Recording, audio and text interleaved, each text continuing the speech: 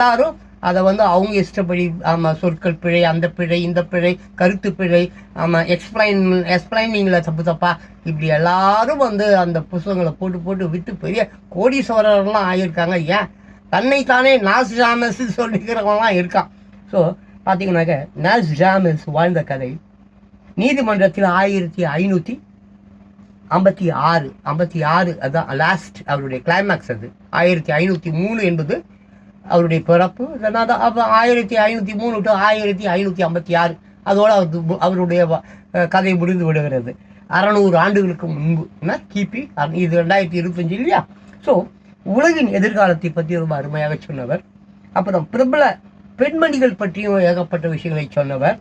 அப்புறம் வந்து பார்த்தீங்கன்னாக்க கண்ணில் தெரியும் எதிர்காலம். ஆமாம், அவர் கண்ணில் வந்து தெரிந்து எதிர்காலம் யார் யாரெல்லாம் பற்றி பேசியிருக்காருன்னு கேட்டால், நெப்போலியன், கென்னடி சகோதரர்களின் படுகொலை பற்றி பேசியிருக்கிறாரு, அயதுல்லா கோமேனி பற்றி அவர் பேசியிருக்கிறாரு, மன்னர் ஷா வெளியேற்றம் அதை பற்றி அவர் பேசியிருக்கிறாரு, லூயி பாஸ்டர் பற்றி அவர் பேசியிருக்கிறாரு, ஆலிவர் கிராம்ஸ் பற்றி அவர் பேசியிருக்கிறாரு, முதலாம் எலிசபெத் பற்றி அவர் பேசியிருக்கிறாரு, ஹிட்லர் பற்றி அவர் பேசியிருக்கிறாரு, முசோலினி பற்றி அவர் பேசியிருக்கிறாரு.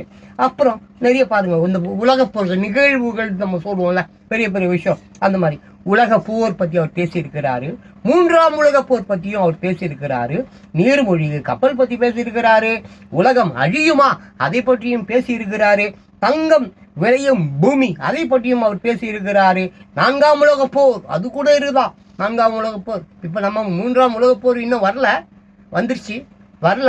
வந்துருச்சு தெரியல.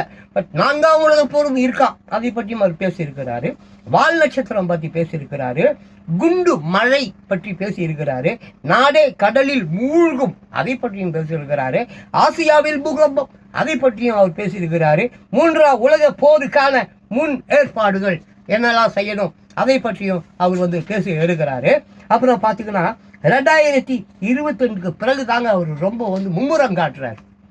அதுக்கு முன்னாலெல்லாம் வந்து வந்தார், பேசுறாரு, நடந்தது நடுகளை அதெல்லாம் விட்டுருங்க. பட் இந்த 2002 தட் மீன்ஸ் 21st century இங்கே தாங்க ஏகப்பட்ட விஷயங்கள் வருது. அதுதாங்க இந்த புத்தகம் நம்ம எல்லாரும் இன்னைக்கு வாங்கி படிக்கிறாங்க. நீங்களும் தயவு செஞ்சு வாங்கி படிங்க. எல்லா பெரிய புத்தக கடையிலும் இது கிடைக்குங்க. this கிடைக்கும். ஓகேங்களா? அப்புறம் 2022க்கு பிறகு இப்போதாங்க நீங்கள் கொஞ்சம் கவனமாக பார்க்கணும். சரிங்களா? எண்ணெய் கிணறுகள் என்னவாகும்? எண்ணெய் கிணறுகள் ஆமாம்